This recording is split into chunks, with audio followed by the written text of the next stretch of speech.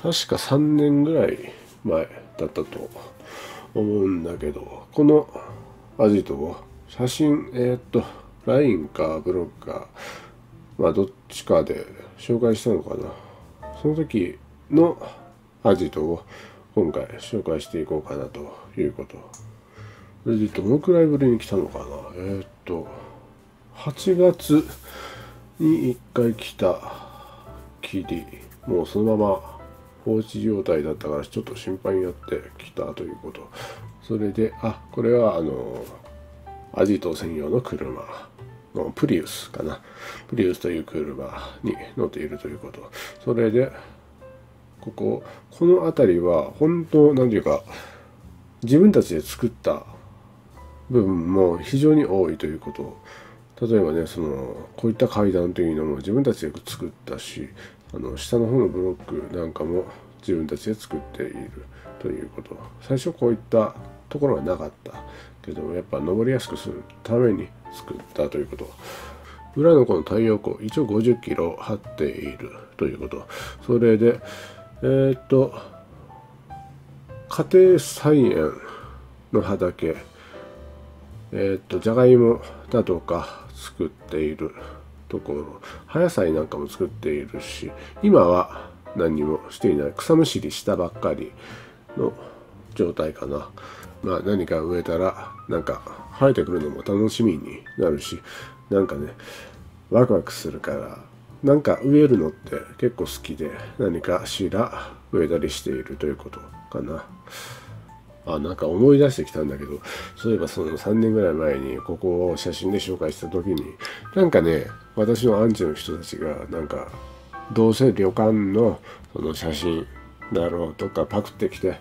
載せたんだろう、探してその旅館に報告してやるみたいな感じでメールが来たんだけど、ここ旅館じゃないからということ。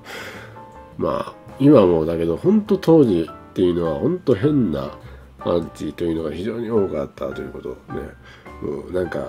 特定してやるみたいな感じのキッズなのかな。嫌いではないけど、ちょっと落ち着いてほしかったかなと。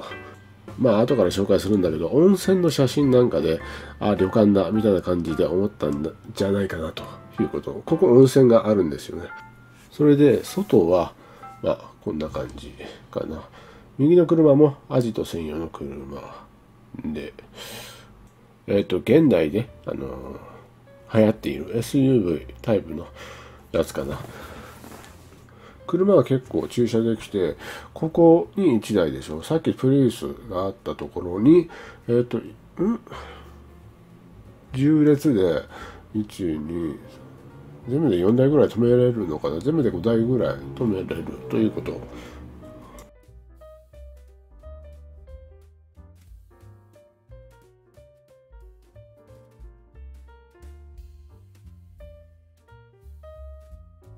それでここはテラスとか中庭とかね、ここにも直接バーシュニーが停泊することもある。ここに着陸することもあるし、もちろんその際はシールドで隠す形になるということだね。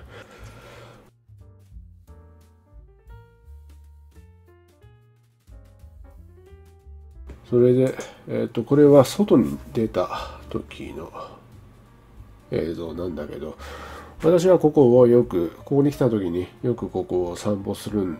だけれど、鹿とかタヌキとかよく昼でも夜でも出てくるということ。夜がやっぱ多いかな。昼間はそこまで、多くはないけど、やっぱり遭遇することが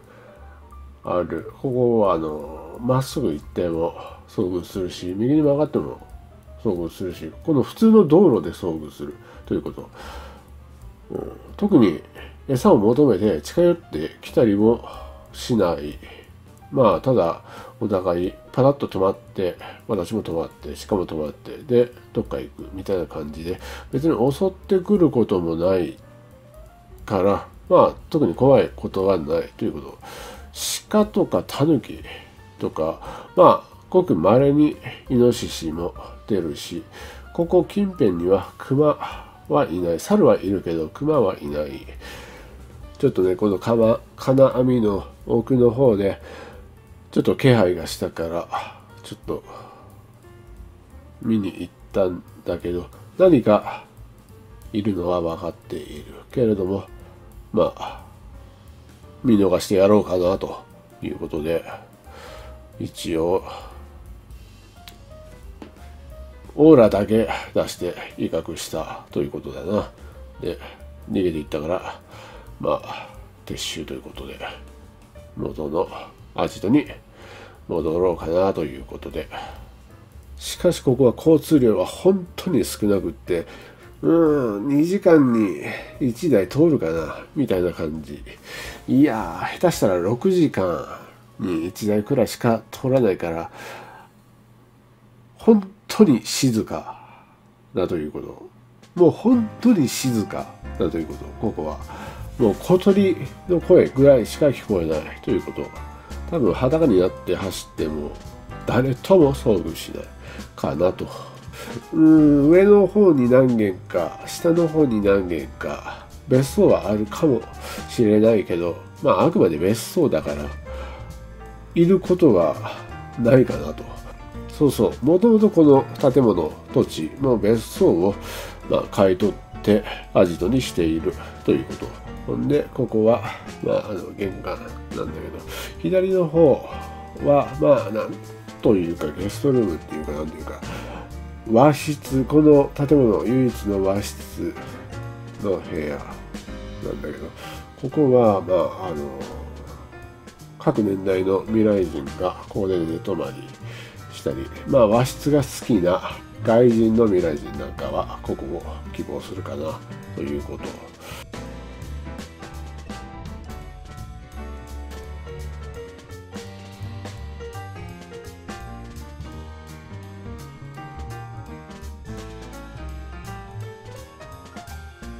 それでこれはリビングからテラスに出たら、こういった感じになるということ。ここでバーベキューをしたり、緊急ミーティングを行ったりだとかすることができるということ。もうね、普段使ってないもんだから、もう枯れ葉とかも飛んできてるし、なんかね、虫よけ、なんか吊り下げるのも落ちてたりしたり、ちょっとね荒れてるからちょっと掃除しないといけないかなと。しかしもう秋だね。もう少ししたらここも紅葉がすごく良くなる。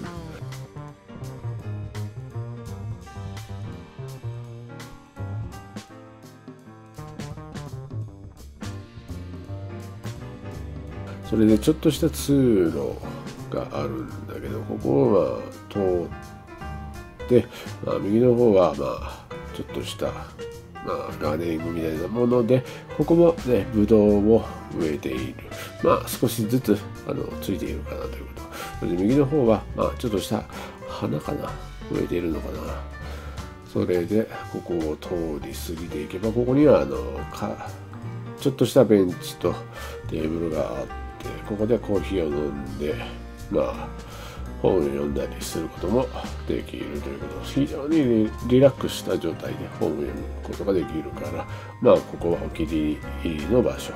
日によってはもう一日中ここにいることもあるくらい好きな場所かな。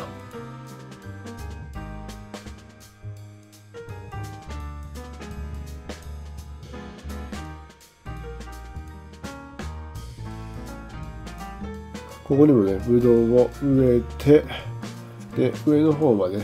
伸びてくれればいいけど、やっぱりね結構このブドウというのは時間がかかるから、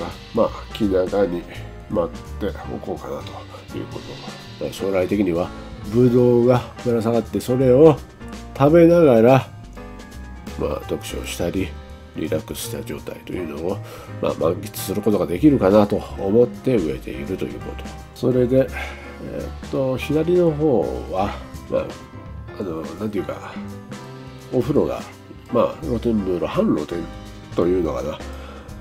屋根はあるから半露天だね。左の方にあるのはね。で真ん中は花壇、春に入れたら花が咲くパンジーとかね。それでまっすぐ行ってテラスに戻って、で中央が、リビングなんだけど、リビングはちょっとカメラで映せないからモザイクを入れさせてもらうとして、それで左の方はここからも温泉に行くことができるということ。今は水を抜いているかな。ここからも入ることができて、ここの温泉の写真というのを載せたことがあったんだけど、覚えている人は少ないかな。いると思うんだけどね。今もこんな感じということで、ここがアンチが旅館と勘違いして通報しますけどいいんですかみたいな感じでね、旅館の写真をつけていいんですかみたいな感じでね、メールが来たんだけど、ここはアジトだからね、旅館じゃないということだから、ちょっとモザイクを入れさせてもらうんだけど、映ったらちょっとまずいものがいろいろあって、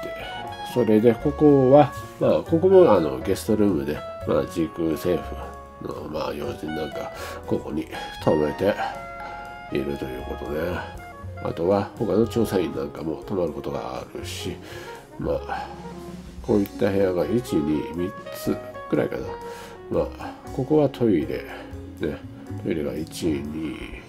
そして最初の和室のところに1つで合計3つトイレがあって、それでここもゲストルームでベッドが1、2、それで、合計何人くらい出れるかな。いいや。それでここは風呂場で、脱衣所がこ